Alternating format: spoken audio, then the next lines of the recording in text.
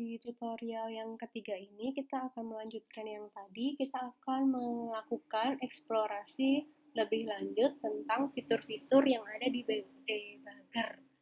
Nah, sebelumnya tadi kita ada mengeset breakpoint ya. Kita kasih lagi di sini kebetulan udah dihapus.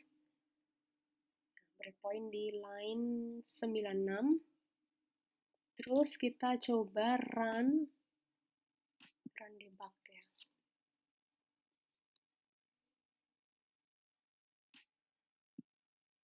Sama kayak tadi, kita tunggu dulu sampai dia keluar.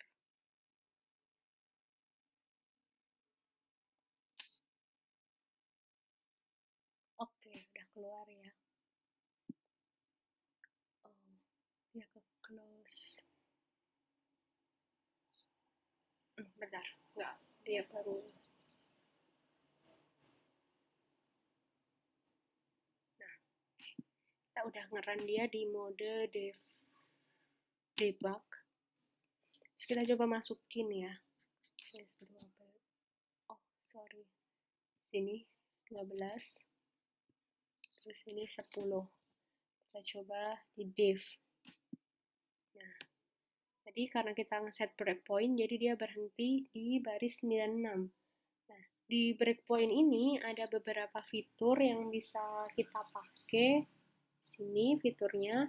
Yang pertama ada namanya step over, terus ada step into. Jadi nggak semuanya kita pakai, beberapa aja yang kita pakai, yaitu step over, step into, sama namanya step out.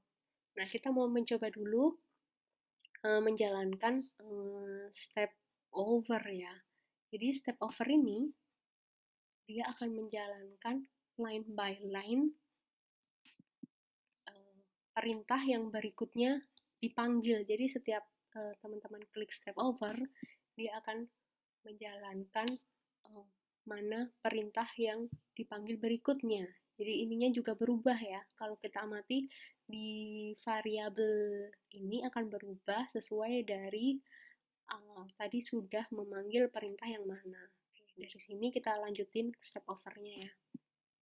Nah, ternyata setelah selesai ini kita ke switch perintah operator. Terus tadi karena saya milihnya div ya, dia akan masuk ke case yang sini, div. Kita lanjut lagi sambil diperhatikan ya, di sini variabelnya dia berubah-ubah terus. Meskipun isinya sama, jadi setiap ngeran kode itu dia isinya diupdate kayak gitu. Nah, kita run. Nah, di sini waktu kita ngitung ternyata dia udah ada hasilnya. Nah, gunanya step step over maksud saya itu seperti itu. Kemudian misalnya kita run lagi dari awal ya. Kita pakai perintah yang lain, add. Nah, kita kan cuma ada breakpoint di sini, berhenti. Kita juga bisa pakai step into. Kalau step into itu dia kayak step ke yang perintah lebih dalamnya dari itu yang dipanggil, misalnya get operand. Berarti teman-teman mengeksekusi get operand itu apa gitu. Nah, dia kan manggil gitu kan, get operand. Terus get operand, dia manggil get operand tag. Kita step into, kita manggil, oh ini get operand tag. Terus dan seterusnya kayak gitu. Jadi kayak menggali lebih dalam prosedur yang dipanggil ini. Tapi kalau step over dia ke perintah berikutnya gitu kan ya. Nah, untuk keluar dari sini kita bisa balik lagi pakai namanya step out. Step out ya. Kita step out aja. Oke, kita balik lagi ke sini. Jadi ada 3 itu tadi yang bisa kita pakai. Step over, step into, sama step out. Selanjutnya kita akan bermain lagi dengan breakpoint. Kita tambahkan breakpoint kita di sini. Di baris 105. Kemudian kita klik kanan ya, right click. Oke. Waktu kita right click, dia akan muncul seperti ini. Jadi kita bisa mengeset kondisi ya, kondisi breakpoint. Jadi dia akan pause kalau memenuhi kondisi itu. Tapi kalau tidak memenuhi kondisi di sini, itu nggak akan pause. Jadi misal kita kasih kondisi kayak gini. Operan one-nya sama dengan 42 atau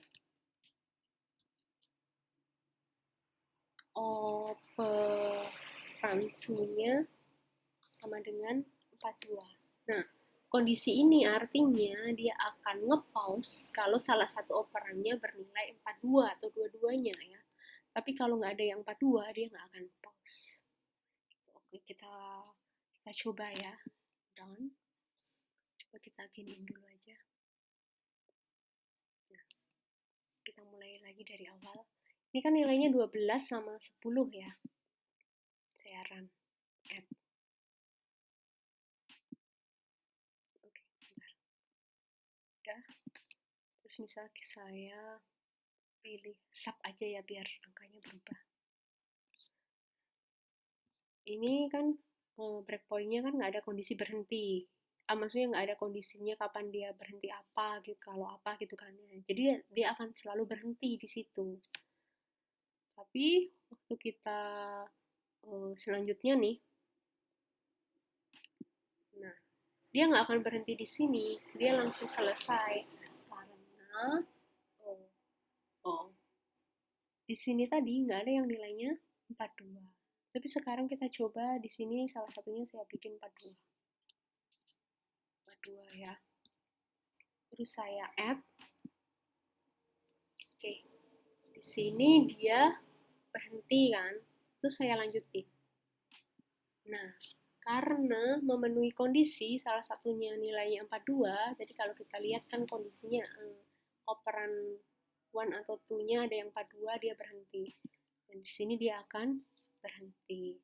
Itu contoh penggunaan kondisi. Terus untuk breakpoint ini kita juga bisa melakukan disabling terhadap breakpoint. Caranya kita right click breakpoint yang mau kita disable, misalnya yang ini ya, yang ini mau kita disable, kita right click. Nah, ini kita centang. Oke. Terus kita done. Nah, ini disable. Jadi breakpointnya ini nanti ini nggak akan kita hiraukan. Jadi dianggap nggak ada breakpointnya ini. Gitu. Terus kalau mau di enable ya tinggal di gini aja lagi di enable gitu ya.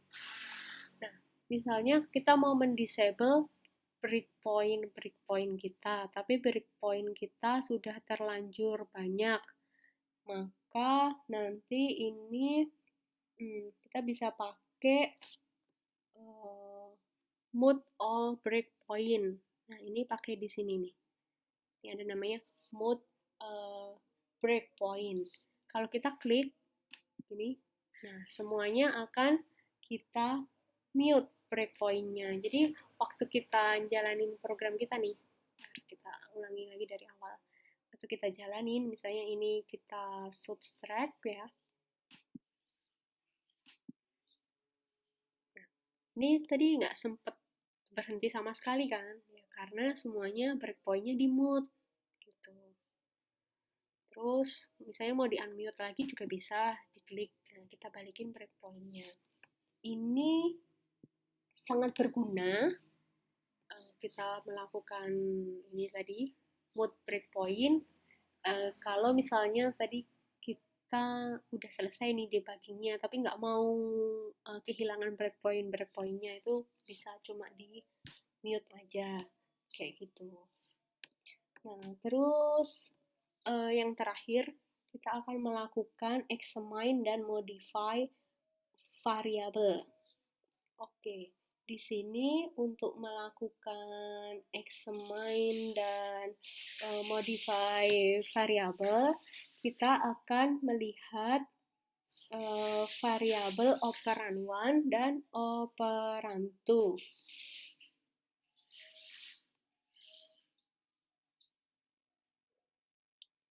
Tadi kita punya variabel ini ya, operan 1 dan operan 2. Sebelum masuk ke sini ya, kita balikin lagi nih ke sini. Ada breakpointnya ini tadi, terus kita run lagi. Terus di sini ada this sini ya. This ini berfungsi dia sebagai sebuah objek dari main activity. Di sini ada isi variabelnya lebih detail gitu kan, bisa dilihat ada banyak variabel di situ di sini. Kita next lagi. Oke. Nah, di sini variabelnya itu bisa kita set ternyata ya. Bisa kita set value. Jadi kalau kita mau ganti langsung di sini tuh bisa. Cuma kalau kita ganti langsung di sini pakai set value ini, set value misalnya ini. Oke, ini kita run lagi. Nah, di sini hasilnya berubah, tapi di sini tetap kayak gitu. Nah, ini tadi contoh-contoh kita melakukan proses debugging. Untuk yang lebih detail nanti teman-teman bisa merefer ke tutorialnya yang ada di CodeLab. Sekian dari saya, kurang lebihnya mohon maaf. Nanti kita jumpa lagi di tutorial yang lainnya.